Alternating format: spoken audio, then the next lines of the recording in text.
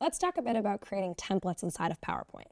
So we've been able to kind of create a theme that we can use, but for example, say there's like a specific layout or template you want folks to be using for documents that you can upload into Teams and you save for a future use if you have a specific layout that you like people to use.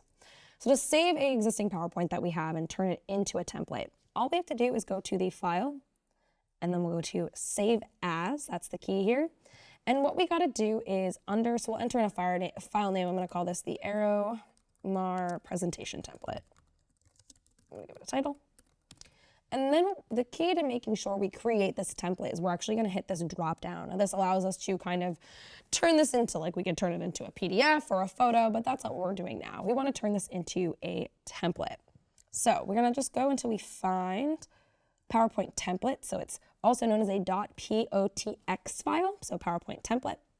I'm going to select that. It's going to save into my OneDrive, and all I'm going to do is click Save. Now, once I'm done, it's going to save it as a template.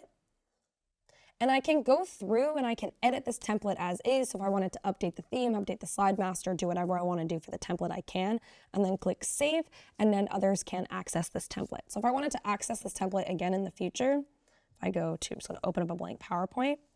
I